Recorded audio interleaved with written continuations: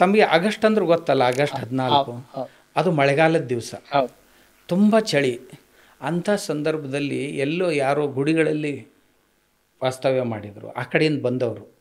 ಇನ್ನು ಕೆಲವು ಜನ ಶಾಲೆಗಳೇ ಇರಲಿಲ್ಲ ಆ ಕಾಲದಲ್ಲಿ, ಅಷ್ಟು ಅಲ್ಲಿದ್ದರು. ಸಾರ್ವಜನಿಕ ಎಲ್ಲಿ ಜಾಗ ಸಿಗ್ತಿತ್ತು ಅಲ್ಲಿರ್ತಿದ್ರು. ಆಮೇಲೆ ಮಸೀದಿಗಳಲ್ಲಿ ಜನರು ಹೋದರು. ಆಗ ಹೋದಾಗ ಆ ಜನ ಅದೇ ಸ್ಥಿತಿಯಲ್ಲಿ ಹೋಗಿ ಗಾಂಧಿಯವರ ಹತ್ರ ತಕರಾರು ಮಾಡಿದರು, ನಮ್ಮ ಮಸೀದಿಗಳನ್ನು ಆಕ್ರಮಿಸ್ತಾ ಇದ್ದಾರೆ ಜನ ಅಂತ. ಗಾಂಧೀಜಿಯವರು ಅವ್ರನ್ನೆಲ್ಲ ಹೊರಗೆ ಹಾಕ್ರಿ ಅಂದರು. ಹೊರಗಡೆ ಧಾರಾಕಾರವಾಗಿ ಮಳೆ ಸುರಿತಾ ಇದೆ, ಹೇಗೆ ಮಾಡೋದು? ಏನೇ ಇರಲಿ ಅವ್ರ ಮನಸ್ಸನ್ನು ನೋಯಿಸಬಾರ್ದು, ನಾವು ಮುಸ್ಲಿಮರ ಮನಸ್ಸನ್ನು ನೋಯಿಸಬಾರ್ದು, ಹೊರಗೆ ಹಾಕ್ರಿ ಅಂದರು. ಜನ ಆ ಧಾರಾಕಾರ ಮಳೆಯಲ್ಲಿ ಸತ್ತು ಹೋದರು.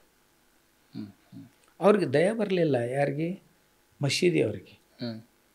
ಆದರೆ ನಮ್ಮ ಜನ ಹಾಗಲ್ಲ, ತಮ್ಮ ಮನೆಗಳನ್ನು ಕೊಡ್ತಾರೆ. ಈಗಲೂ ಸಹಿತ ಆಪತ್ತಿ ವಿಪತ್ತಿ ಪ್ರಸಂಗಗಳು ಬಂದರೆ ಯಾವ ಜಾತಿಯವರಂತ ನೋಡೋದಿಲ್ಲ, ಯಾವ ಧರ್ಮದವ್ರಂತ ನೋಡೋದಿಲ್ಲ. ನಿಮ್ಮ ಈ ಮಾತುಗಳನ್ನು ಗಮನಿಸಿದಾಗ ಅದು ಎಷ್ಟು ಭಾವಪೂರ್ಣವಾಗಿತ್ತು ಅನ್ನೋದನ್ನು ನಾನು ಅರ್ಥ ಮಾಡ್ಕೊಳ್ಬೇಕು. ಆ ನೋವಿನ ಸಂಗತಿಯನ್ನು ಗಮನಿಸಿದಾಗ ನನಗೆ ಆಗ್ತಿದೆಯೇನೋ ಅನ್ನೋ ಒಂದು ಭಾವನೆ ನಿಮ್ಮಲ್ಲಿ ತಳೀತು. ಅದನ್ನು ನಾನು ನೋಡ್ತೇನೆ. ಇತಿಹಾಸವನ್ನು ಓದಬೇಕು ಅಂತ ಹೇಳ್ತೀರಿ. ನಮ್ಮ ಸಂತರು ಮಹಾತ್ಮರು ಪ್ರೀತಿಯಿಂದ ಇಡೀ ಜಗತ್ತನ್ನೇ ಗೆಲ್ಲಬಹುದು ಅನ್ನೋ ಮಾತನ್ನು ಕೂಡ ಅದೇ ಇತಿಹಾಸದಲ್ಲಿ ಹೇಳಿದ್ದಾರೆ. ಹೀಗಿರುವಾಗ ಯಾವ ಮಾತನ್ನು ನಂಬಬೇಕು ನಂಬಾರ್ದು ಅನ್ನೋ ಒಂದು ಗೊಂದಲ ಕೂಡ ಇವತ್ತಿನ ಸಮಾಜಕ್ಕೆ ಇದೆ ಅಂತ ಅನ್ಸೋದಿಲ್ಲ? ನೀವು ಆಗಲೆಯಿಂದನೂ ಅದೇ ಒಂದು ಇದನ್ನು ಬಾರಿಸ್ತಾ ಇದ್ದೀರಿ, ಪ್ರೀತಿಯಿಂದ ಗೆಲ್ಲೋದು. ಯಾರು ಮನುಷ್ಯರಿದ್ದಾರೆ ಅವರು ನಾನು ಹೇಳ್ತಾ ಇಲ್ಲ, ನಮ್ಮ ಹಿರಿಯರು ಹೇಳಿದ್ದು. ಪ್ರೀತಿಯಿಂದ ಗೆಲ್ಲುವಂಥ ಪ್ರಯತ್ನನೇ ಗಾಂಧೀಜಿಯವ್ರು ಮಾಡಿದರು. ಗೆಲ್ಲಲಿಕ್ಕಾಯ್ತಾ? 2 ದೇಶ ಆಗಬಾರ್ದಾಗಿತ್ತು ಆ ಪ್ರೀತಿಯಿಂದ. 2 ದೇಶ ಆಗಿ ಹೋಯ್ತಲ್ಲ. 2 ಸಮಾಜಗಳನ್ನು ಕೂಡಿಸ್ಬೇಕು ಅಂತ ತುಂಬ ಪ್ರಯಾಸ ಪಟ್ಟರು ಪ್ರೀತಿಯಿಂದ. ಆಯಿತಾ? ಮೊಫ್ಲಾ ದಂಗೆಗಳಾಗಲಿಲ್ಲ. ಅಲ್ಲ ಸ್ವಾಮೀಜಿ, ಅಂದರೆ ನೀವು ಹೇಳ್ತಾ ಇರೋದು ಯಾವುದು ಅಸತ್ಯ ಅಂತ ಹೇಳ್ತಾ ಇಲ್ಲ ನಾನು, ನೀವು ಸತ್ಯವನ್ನೇ ಹೇಳ್ತಾ ಇದ್ರಿ. ಆದರೆ ನಾವು ಆದಷ್ಟು ಪ್ರೀತಿ, ಈಗ ನಾನು ಹೇಳೋದು, ನಾವು ಪ್ರೀತಿಯಿಂದ ಬದುಕಬೇಕು ಅಂತ ಹೇಳ್ತೀವಲ್ಲ, ಒಬ್ಬ ಇಮಾಮನೂ ಸಹಿತ ಒಬ್ಬ ಮುಲ್ಲಾನೂ ಸಹಿತ ಹೇಳಬೇಕು, ನಾವೆಲ್ಲರೂ ಪ್ರೀತಿಯಿಂದ ಬದುಕೋಣ ಅಂತ. ಪ್ರೀತಿ ಪರಸ್ಪರವಾಗಿರ್ಬೇಕು ಅಂತ ನೀವು ಹೇಳ್ತಾ ಇದ್ದೀರಿ. ಒನ್ ವೇ ಇರಬಾರ್ದು. ಒನ್ ವೇ ಇದ್ರೆ ನಾವು ತಲೆ ಕೆಟ್ಟವನು ಅಂತಾರೆ. ನಾನು ನಿಮ್ಮನ್ನು ಪ್ರೀತಿಸ್ತೀನಿ, ನಿಮ್ಮನ್ನು ತುಂಬ ಪ್ರೀತಿಸ್ತೀನಿ, ನಿನ್ನ ತಲೆ ಕೆಟ್ಟಿದೆ ಅಂತಾರೆ. ಎದುರಿನ ವ್ಯಕ್ತಿಯೂ ಸಹಿತ ರೆಸ್ಪಾನ್ಸ್ ಮಾಡಬೇಕಲ್ಲ, ಅವಾಗ ಪ್ರೀತಿ ಆಗತ್ತೆ. ಸ್ವಾಮೀಜಿ, ನೀವು ಎಲ್ಲ ನಿರೀಕ್ಷೆಗಳನ್ನು ಮೀರಿದಂಥವ್ರು. ಸ್ವಾಮೀಜಿ ಸನ್ಯಾಸ ಅಂತ ಹೇಳಿದಾಗ, ಸನ್ಯಾಸ ಅಂದ್ರೆ ನೋಡಿ, ಯಾವುದೇ ನಿರೀಕ್ಷೆಗಳು ನನಗಿಲ್ಲ. ನಂದೊಂದು ಕರ್ತವ್ಯ ಇದೆ, ನನ್ನ ಧರ್ಮವನ್ನು ನಾನು ರಕ್ಷಿಸ. ಆ ಕರ್ತವ್ಯವನ್ನು ಮರೀಲಿಕ್ಕಾಗೋದು. ನಾವು ಬಂದದ್ದೇ ನಮ್ಮ ಧರ್ಮ ರಕ್ಷಣೆಗಾಗಿ. ಅದು ಉಪದೇಶದಿಂದಾಗಲಿ ಮತ್ಯಾವ ದೃಷ್ಟಿಯಿಂದಾಗಲಿ ನಮ್ಮ ಧರ್ಮದ ಬಗ್ಗೆ ಜನರಿಗೆ ತಿಳುವಳಿಕೆಯನ್ನು ಕೊಡಬೇಕು. ನಮ್ಮ ಧರ್ಮದ ಬಗ್ಗೆ ಏನಾದರೂ ಅಪನಂಬಿಕೆಗಳಿದ್ದರೆ ಅವುಗಳನ್ನು ದೂರ ಮಾಡಬೇಕು. ನಮ್ಮ ಜನರನ್ನು ನಾವು ಸರಿಯಾದ ಮಾರ್ಗದಲ್ಲಿ ನಡೆಯೋದಕ್ಕೆ ಪ್ರವೃತ್ತರನ್ನಾಗಿಸಬೇಕು. ಈಗ ಈ ವೀರಶೈವ ಮತ್ತು ಲಿಂಗಾಯತ ಎರಡೂ ಒಂದೇ ಅಂತ ಹೇಳೋದ್ರ ಪ್ರಮೇಯದ ಮೂಲಕ ಸಮಾಜದಲ್ಲಿ ಯಾವ ಸಂದೇಶವನ್ನು ರವಾನೆ ಮಾಡ್ತಾ ಇದ್ದೀರಿ? ಅದಕ್ಕೆ ಸಂಬಂಧಪಟ್ಟ ಹಾಗೆ ಯಾವ ಕಾರ್ಯಕ್ರಮಗಳನ್ನು ರೂಪಿಸಿದ್ದೀರಿ ತಾವು? ಕಾರ್ಯಕ್ರಮಗಳು ರೂಪಿಸುವ ಏನು ಮಾಡೋ ಅವಶ್ಯಕತೆ ಇಲ್ಲ. ಅವ್ರು ಒಂದಾಗಿದ್ದಾರೆ, ಚೆನ್ನಾಗಿದ್ದಾರೆ. ಯಾರು ಒಂದಾಗಿದ್ದಾರೆ? ವೀರಶೈವರು ಲಿಂಗಾಯತರು ಎಲ್ಲರೂ ಒಂದೇ.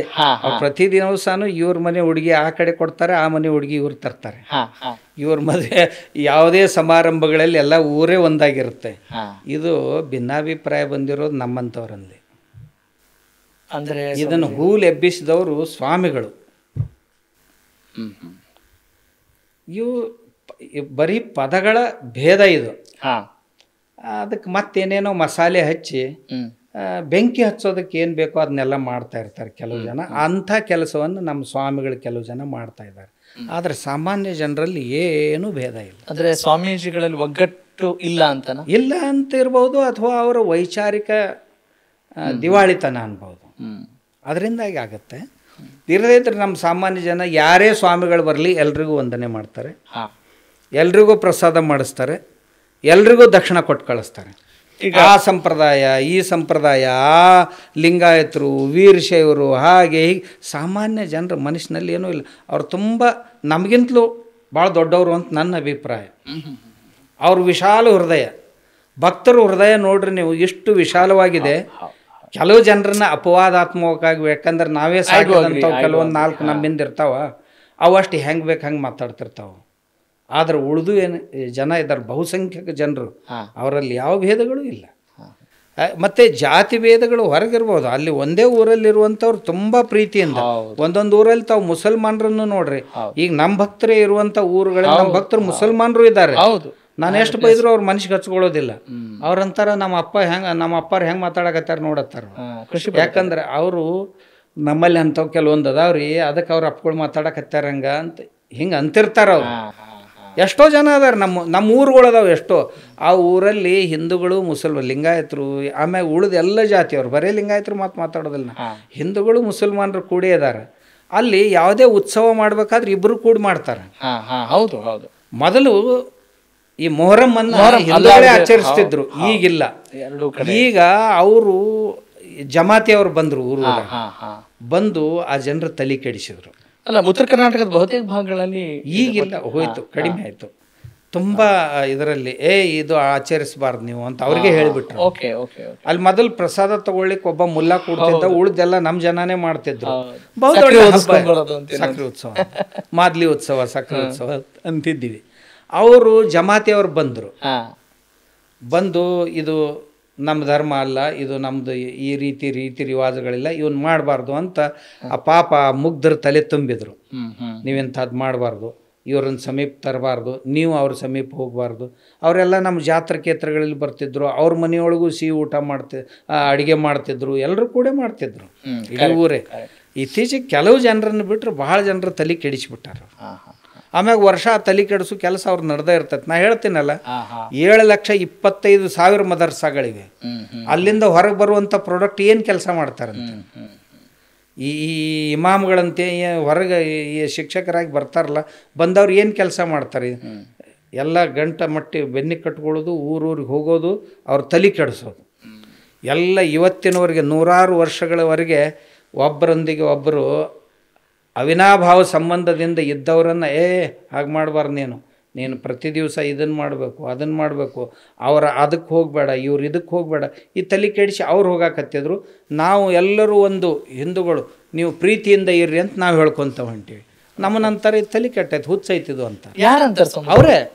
ಅವರೇ ಅಂತಾರೆ, ಇದು ಹುಚ್ಚೈತಿ ಅಂತಾರೆ ಅವರು. ನಾವು ಇವ್ರು ಕುತ್ತಿಗೆ ಕತ್ತರಿಸ್ಬೇಕಂತೀವಿ, ಇವ್ರು ನಾನು ನಿಮ್ಮನ್ನು ಅಪ್ಕೋತೀವಿ ಅಂತಾವ. ಏನು ಹೇಳೋದು ಅಂತಾರೆ ಅವ್ರು. ಆ ಮಾತು ಅಂದರೆ ನನಗೆ ಕೆಲವು ಜನ ಆತ್ಮೀಯರಿದ್ದಾರೆ, ಅವ್ರು ಹೇಳ್ತಾರೆ. ಮುಸ್ಲಿಮ್ರೇ ತುಂಬ ಆತ್ಮೀಯರಿದ್ದಾರೆ ನನಗೆ ಕೆಲವು ಜನ.